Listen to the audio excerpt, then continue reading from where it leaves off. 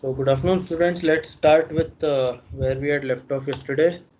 Uh, so we had been introduced to this new unit called DBM in the class before the last, and we saw that this DBM power in DBM is evaluated in relation to 1 milliwatt of power, and the reason for that is that the devices, the source, the detector, the receiver, which is used in optical communication system, will be dealing only with that kind of that amount of power. Okay. And then we saw a relation that occurs. I mean, a relation between the power level as well as when the power is in dBm. So we saw that when the power level is 1 milliwatt, the dBm value is 0.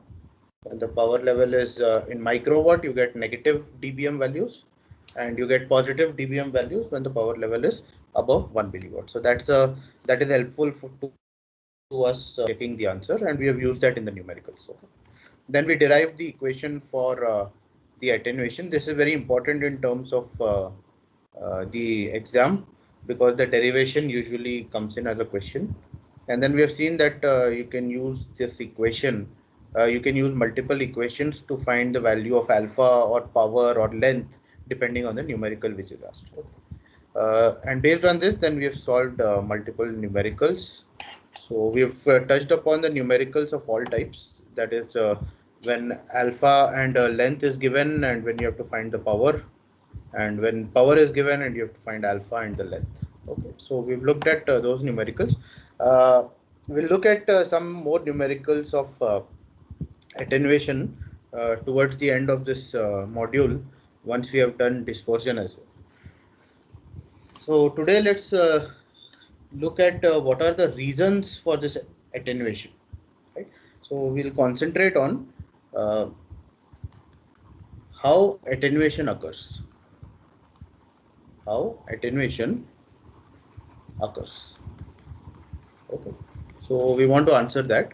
And again, from exam point of view, you get one of these reasons as a short note, usually for about 4 to 8 marks, somewhere between that. Okay. So the first reason, or let me make a like a chart for you, so it will be easy for you to remember how this occurs. So if we talk about attenuation in the John Senior book, they also refer to this as loss. Okay, so they are one and the same. So the first reason why this attenuation occurs is absorption. Uh, Sometimes it's also called as absorption loss. The second reason is scattering loss, and the third reason is bending loss. So absorption is when the light that is traveling inside the fiber is going to be absorbed by the material. Scattering is, I'm sure you are aware of scattering. That's how you see the color in the sky. So the scattering is just going to be because of the core and cladding inside the fiber. So we'll discuss on this. The most common form of scattering is known as the Rayleigh scattering, right? That is very, very popular in when you talk about wireless systems. Then you have the bending loss, where the fiber, when it is bended, you're always going to be bending the fiber because of the geography. So the fiber is not going to be just a straight fiber all the time. So this bending also causes some issues, right? So within this absorption loss, you have some types. So one is due to atomic effects.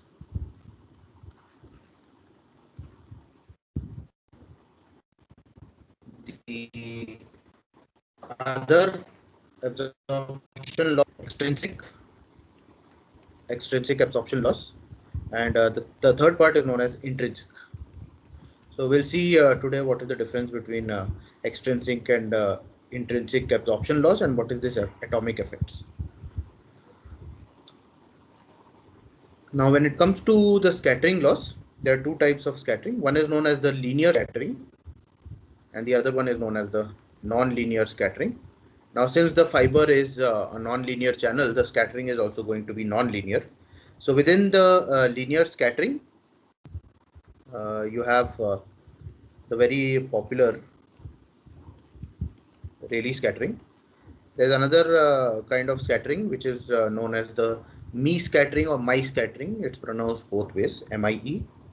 Uh, in the non-linear scattering, you have what is known as the stimulated Raman scattering or Raman scattering, in short SRS. This was introduced by our own very popular scientist, Sir C.V. Raman. And based on this effect, which is actually a scattering effect, the Raman amplifiers work. Right, so it's actually a negative effect if you want to see it, but it can be used for our own benefit in the Raman amplifiers. Okay. The other kind of non-linear scattering is known as stimulated Brillouin scattering. Brillouin scattering. In short, SBS. So these scattering effects, they are more into the physics part, and the absorption loss, if you see, they are more into the chemistry part in terms of atomics. So we're just going to briefly see what these are, rather than going into deeply into the chemistry and the physics part. Right? We just want to do as much is enough for us to understand what are the problems that occur due to these scatterings and absorption and bending laws that lead to attenuation, and hence a problem for an optical network engineer. Right, that's what we want to see. And lastly, when it comes to the bending laws, you have two types of bending. One is known as the macro bending and the other is known as the micro bending. And as the name suggests, micro is the very small bend, whereas macro is just going to be a very large amount of bending, and each of them is going to have their own effects. So like this kind of a table or chart, we'll also have a chart for dispersion later on. I'm not drawing it now. Your book introduces you to attenuation dispersion charts at the beginning, but I just feel that it kind of leads to confusion to the student. So I like to keep attenuation separate, discuss the mathematics and the effects, and then move on to dispersion. And there we'll discuss the dispersion chart or the types of dispersions there. Right. So our aim today and probably in the next lecture is to discuss these losses, the three kinds of losses. And as I told you, this is just going to be a lot of theory with a little bit of mathematics involved. So I'm just going to give you the important points which would be there. Of course, I could have done a PPT as well on this, but I just feel that letting you know the important points, and then you can once you read it yourself, it will help you understand these effects a little more, right? But again, we are not going into the depth of these effects. We are just interested in knowing as much it is helpful for us in knowing the attenuation. Right? So we have already done the derivation of the attenuation, and we see that there is an exponential power loss due to the fiber with increase in the distance in the output power when compared to the input power. So uh, that is what is known as the attenuation loss. So the first reason for this attenuation is absorption.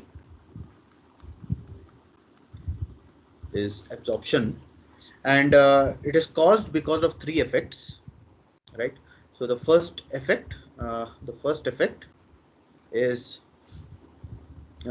absorption due to atomic defects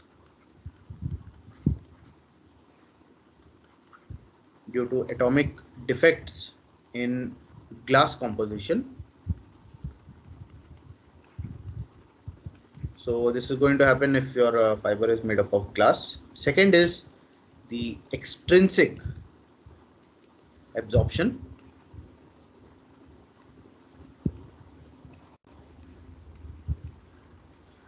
due to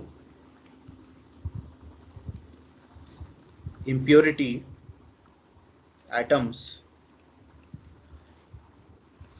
in glass material. And we'll see that this impurity mainly is the OH minus ions. So these OH minus ions are going to be the impurity that is going to lead to extrinsic absorption. Intrinsic absorption is due to basic constituent atoms of the fiber. So whatever the fiber is made up of, silica or any other material, that itself is going to cause intrinsic absorption. So these absorptions are always going to be there. The intrinsic absorption is always going to be there. The extrinsic, if you are using the glass material, it could be there.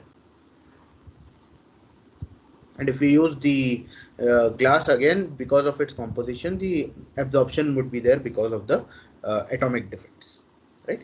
So in terms of a graph, this is how it looks like. So let me draw the graph here. And this is the loss in dB per kilometer. And if this is the time in seconds, and if I increase the time like this, then the induced loss looks something like this. So with time in dB per kilometer, it is the loss in dB per kilometer is going to reduce. Okay. So there are various other factors as well, but we just want to keep it simple in understanding. So these atomic effects, if we pick the atomic effects, so I'm just going to give you the important points. You can read a little more from the book as well. So these are atomic effects are nothing but imperfections in atomic structure of the fiber or the fiber material.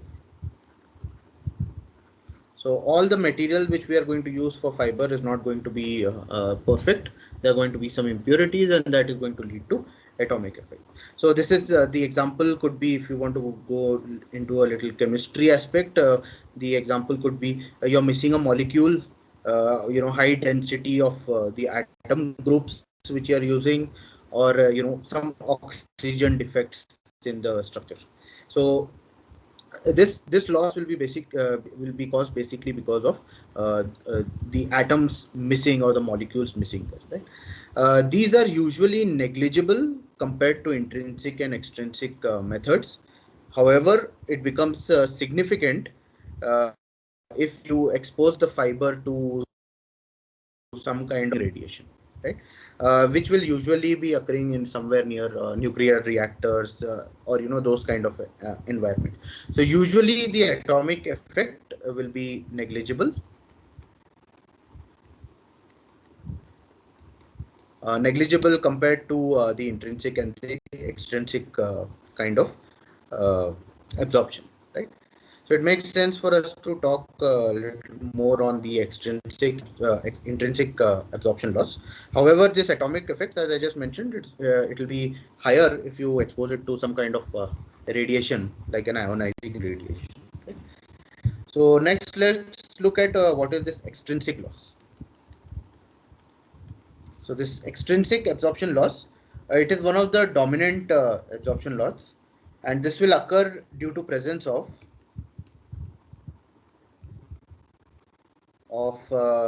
minute quantity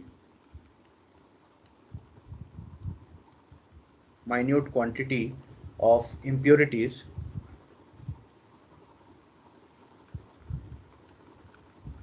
in fiber materials.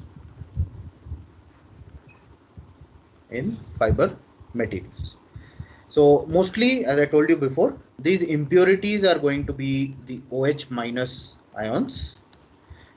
These ions are going to be dissolved in the glass, and then they transition the metal ions like copper, iron, or any other material which you use, right?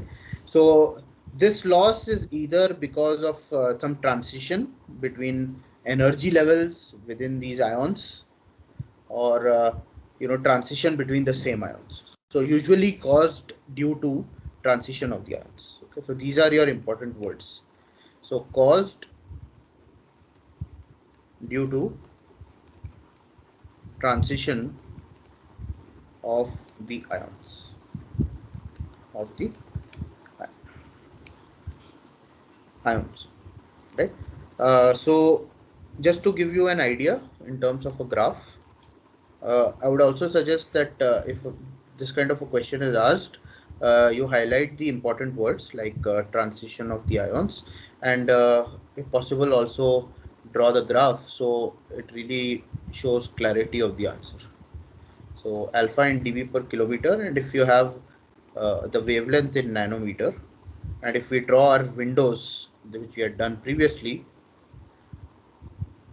so you have the 800 to 900 window, you have the 1200 to 1400 window, and then you have the 1500 to 1600 window. So because of this OH minus ions, this is how the loss is going to look like. So this loss is going to decrease with wavelength, and somewhere around this 1410 or 1420 nanometer the loss increases and then starts to decrease again and becomes really small here, around the 1550 nanometer region, right? So this peak here, so I'm just going to shade this peak.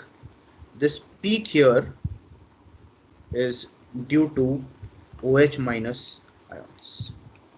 So we usually don't use fibers in and around that particular wavelength. However, I'm going to draw a dotted line to join this low attenuation. So if I want this dotted kind of the attenuation, then we can use at wavelengths around 1400 to 1450 nanometer, we can use a type of fiber which is known as low water peak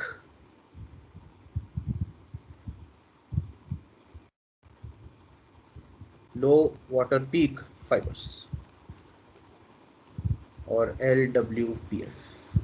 So low water peak would imply that these kind of fibers have OH minus ions, which is very, very less. So towards the end of this module, we are going to talk about different types of fibers. Right? We have single mode and multi-mode fiber, but within that we have different kinds of fibers like a zero dispersion fiber, non-zero dispersion fiber. We'll talk of those fibers. And you will see that one of the types of fibers we'll talk about is the low water peak fiber, which has very less OH minus ions in it, and which can be used around 1420 to 1450 nanometer, the dotted line which I have drawn. But in general, the attenuation is going to be at its peak somewhere around 1400 or so, and that is where your extrinsic absorption is very, very high. Right? So by reducing this OH minus ions, you can make these kind of fibers, the low water peak fibers. And in general, these low water peak fibers will be having around 0.4 dB per kilometer at around 1320 nanometer, and 0.2 to 0.25 dB per kilometer around 1550 nanometer. So with that, we can make the fibers to operate at the wavelength that we require. Okay. The third kind of absorption is the intrinsic absorption. So this is basically associated with the basic fiber material like your silica SiO2, and it is one of the main factors that is going to be acting for this kind of absorption to occur, right? So it basically is going to occur when the fiber material is in a perfect state with no impurities,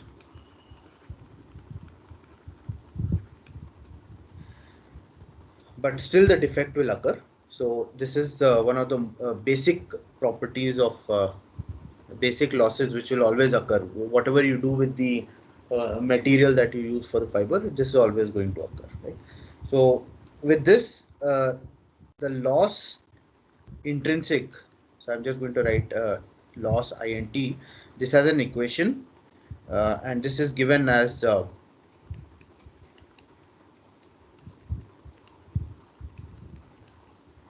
plus 60 into 10 raised to minus 2 exponent of 4.63 by lambda.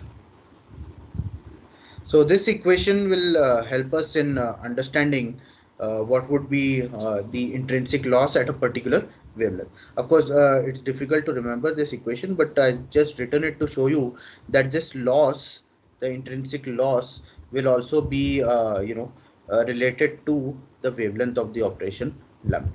Right? So by adjusting that lambda, you can try and adjust this intrinsic loss. However, this intrinsic loss is always going to be there no matter what you do. Once the fiber is made, the intrinsic loss is always going to be there. Okay. So these are the important points in the absorption loss which I mentioned to you. So these must be there in your answer. Plus the other few details are also specified in the book, so you can always read it. If you can remember the chemistry aspect, it will be great, but these will be the important points which I suggest that you should know. Okay. The next type of loss which we need to look at is the scattering loss.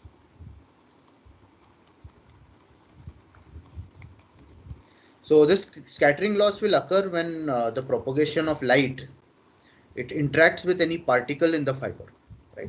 So your light in the fiber, usually the core of the fiber, will interact with a particle in the fiber, and it will lead to or results in energy transfer in different directions.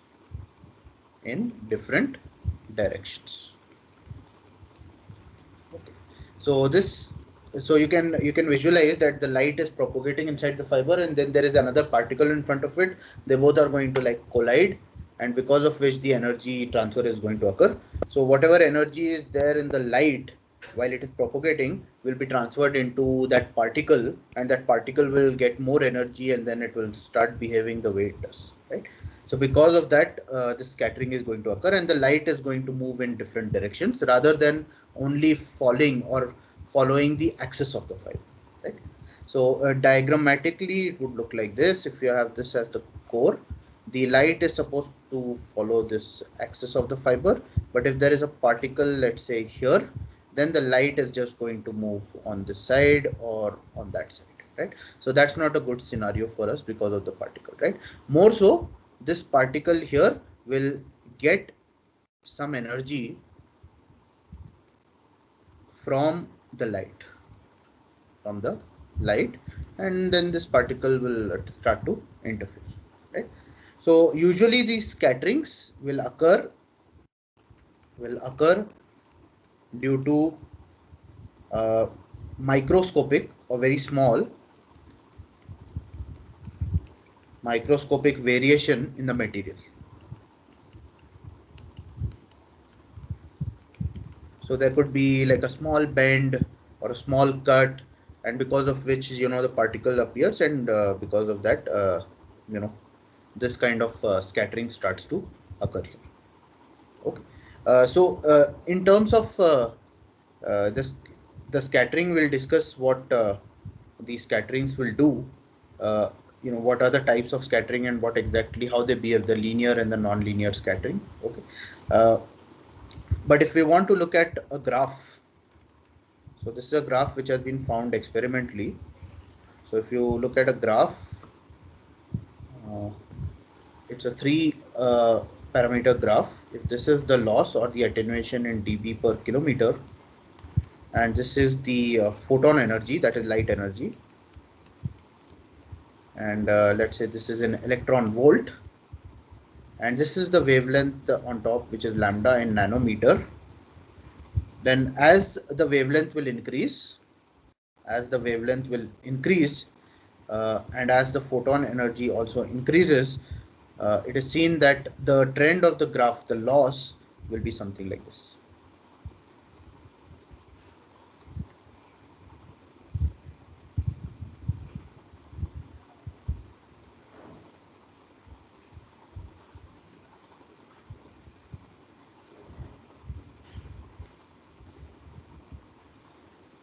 So this will be the case for scattering loss. And this, of course, is the peak that we just discussed a little while ago. This is the case for absorption loss.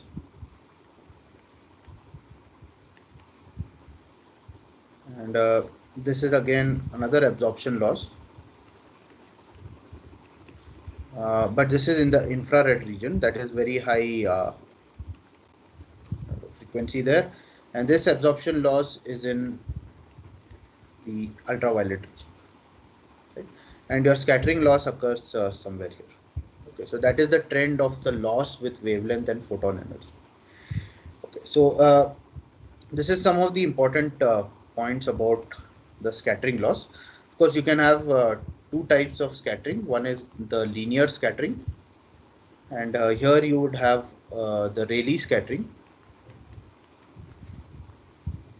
And this Rayleigh scattering basically is variation of refractive index within the fiber material. So in general, the refractive index n is supposed to be a constant, but because of this scattering, n becomes a function of distance. We'll see later on that this refractive index also becomes a function of lambda, right? So as you increase or decrease the wavelength, the refractive index will change. As you decrease the distance of transmission, the refractive index is going to change, right? However, please remember that the refractive index is supposed to be a constant, but that doesn't happen, because of which the Rayleigh scattering is going to occur, right? And because of this variation in the refractive index, variation in the refractive index, the scattering is going to occur. Okay. So another important point about this Rayleigh scattering, it is inversely proportional. It is inversely proportional to fourth power of the wavelength. Right? So as you increase the wavelength, then the scattering is going to decrease. That's why we operate at a higher wavelength. Okay. So in general, the mathematical equation for the Rayleigh scattering is given as, so you have some gamma of r, which is 8 pi cube divided by 3 lambda raised to 4 n raised to 8 p square beta c k t f. Okay.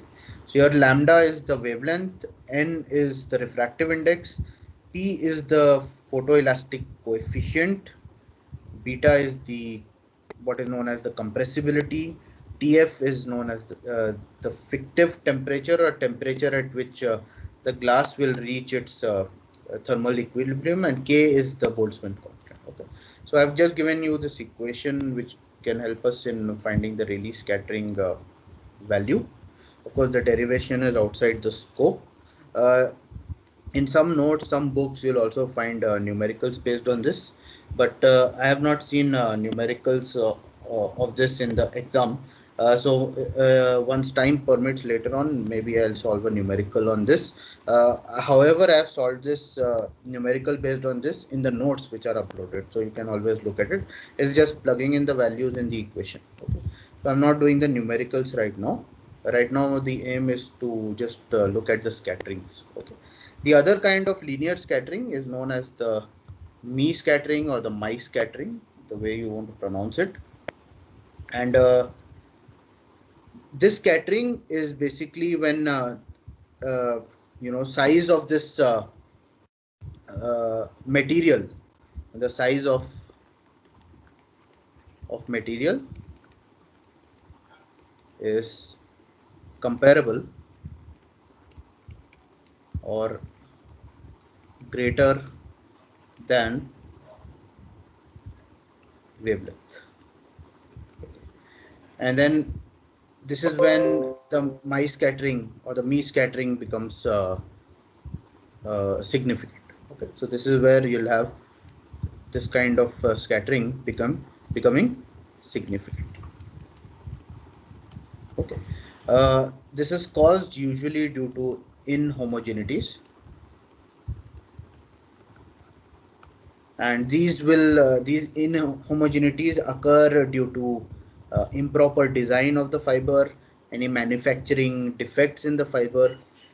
If you have not made a perfect cylindrical structure for the fiber, the core cladding index difference also plays a part in it.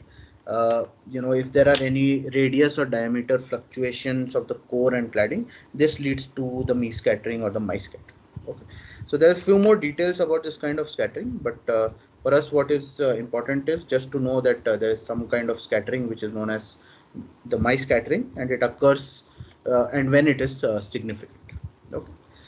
The other kind of scattering which we have is known as the non-linear scattering, and this has two types. One is known as the stimulated Raman scattering, and the other is known as the stimulated Brillouin scattering. So basically what this does is this. Okay, if I want to show you in terms of a diagram, if you have this as the wavelength and the y-axis is the power. Okay, and let's say there are two users at wavelength lambda 1 and lambda 2. Okay, so user 1 is using wavelength lambda 1. So since the lambda is related to frequency, I can also write this as f1 and f2, right? So this is like an FDM case, frequency division multiplexing, right? So let the user 1 transmit at wavelength lambda 1 and user 2 transmit at lambda 2. In the presence of SRS, if only Raman scattering is present, then there is power loss from lambda 1 to lambda 2. So power gets transferred from lambda 1 to lambda 2. Therefore, in that case, now it looks like this. So user 1 at lambda 1 will lose power, whereas user 2 at lambda 2 will gain the power. Right? So scattering has occurred because of which power has been transferred. Right?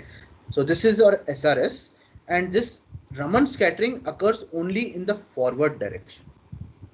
That means power will only transfer from lambda 1 to lambda 2. If there is any lambda 3, then power will transfer only in this direction, always in the forward direction. Whereas the SBS, Brillouin scattering, can also happen in the backward direction. So you could have a case of two wavelengths operating, and in that case, lambda 1, the user at lambda 1 may get the power from user at lambda 2. That means power has transferred in the backward direction. Right? The phenomena is the same, only that Brillouin scattering can also occur in the backward direction. So what is important for us to, of course, there's a lot of physics involved in the Raman scattering. If you look at the book, or there are certain books just dedicated to non-linear impairments. These are known as non-linear impairments in fibers, and you'll see that there's complex equations which describe the Raman scattering. It is based, it is dependent on the number of wavelengths that you have, number of users. It is also dependent on alpha and various other factors. Right? So we're not going into that. That is outside the scope. But it's interesting to note that these phenomena will lead to scattering in the forward and the backward direction. Another very important factor to know that right now this diagram here would look like a negative diagram because power is getting transferred here. However, just visualize, if you operate at lambda 2, this wavelength, then this becomes a positive scenario for us because now I'm gaining more power from some other wavelength. Therefore, this particular user operating at lambda 2 gets amplified. And this is exactly the process through which the Raman amplifiers operate, right? So the Raman amplifiers will operate based on this. And the advantage of Raman amplifiers, as you can see, everything here is operating only in light. That means you don't have to convert light to electricity. So these Raman amplifiers are becoming very popular. They have become very popular because these are types of optical amplifiers. That means these have the ability to just amplify light. You don't have to convert them into electricity and then reconvert. So this is the advantage. And so a negative situation is used as a positive situation uh, using the Raman scattering. Okay. So like I said, there's much more detail on this, but this much is more than enough for us. And if you can write what the scattering is, then that is more than enough. However, the book gives you some more information if you want to just look at it. Okay. Next is the loss due to bending,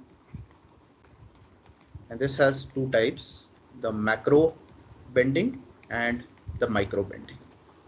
So these bendings usually, or let us just look at the micro bending. So the micro bending looks like this. If I make the fiber from the side on, the micro bending looks like this. You can see that there is very minute kind of imperfections, and because of this imperfection, now if I also draw the cladding,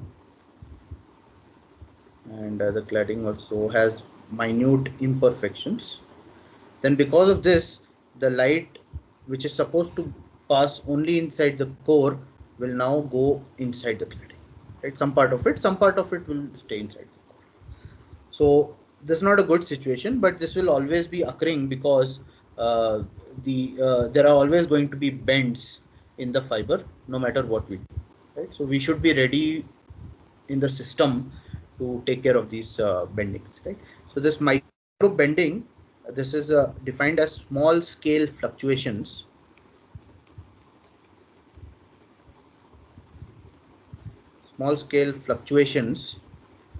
in the radius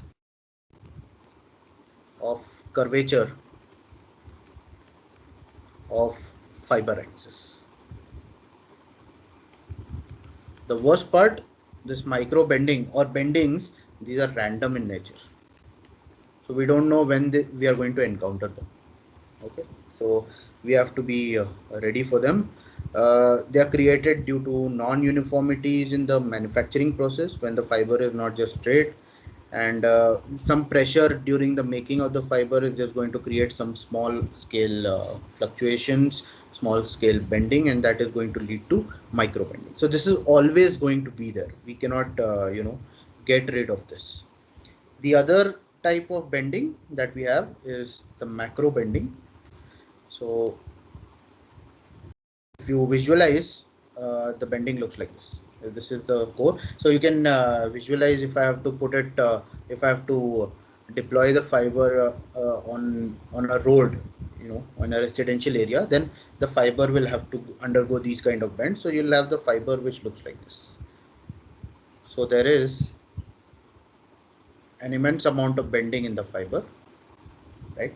And because of this bending here, there's some amount of power which can go inside the cladding. This is the clad and this is the core. So you can see that some amount of power goes inside the cladding of the fiber when the bending is at its maximum, right? And it is seen experimentally that this variation in the power that goes inside the cladding and the core follows a Gaussian curve, if you want to call it, or it has a Gaussian plot. Okay, and this part here, which is in the cladding, looks like the mode field diameter, which we discussed in the last class, right? So this kind of a macro bend will occur in the fiber when the fiber is bent into relatively very large radius of curvature with respect to fiber diameter, right? And these bends will cause significant power loss, uh, and these are formed usually when fiber is wound in the form of some kind of a coil. So usually when you're deploying these fibers for longer distances, in residential area or office environment, then these kind of bends are always going to occur, right? So this is going to lead to immense amount of power loss. So this can be prevented because this is in our hand, in the sense that we can not bend the fiber so much. However, we do not have any control on that because the fiber can, you'll have to deploy the fiber. So it's not much in our hand, but still something can be done in regard to macro bends, but absolutely nothing can be done in terms of micro bends. So it is always going to be there, right? So having done this theory, and the what is the takeaway from all this? So the takeaway from all this is, uh, we've said that the fiber is going to give us very, very large bandwidth, and it is going to be immune to electromagnetic interference and so many other things. But you can see that the fiber itself has so much losses, right? So with all these losses, still the fiber is able to provide us with all the bandwidth and immunity to electromagnetic interference. So how is all this possible, right? So that is exactly what we need to understand, and that we'll understand in the fifth module when we talk about uh, the networks, the fiber networks. Okay, there we'll see how, with all of this, with all of these losses and with everything occurring, how can we still have a fiber provide all the advantages which it actually provides to us, right? So I've used this lecture to give you a glimpse of all these losses which lead to attenuation. But the most important part in the attenuation is the numerical part, which we have done. We'll probably solve few more problems. I've solved few more problems in the notes as well, right? So now we are in a position to really understand the concept of dispersion, which is the other loss that seriously affects the fiber system. Again, this dispersion is going to be one of the properties of the fiber. We'll see there are two kinds of dispersions called material and waveguide dispersion, which are dependent on the manner in which the fiber is made, right? So it's again a property of the fiber itself, and we cannot do much about these dispersions. We'll have to live with this dispersion factor. Okay, so from the next class onwards, I'll be starting with dispersion.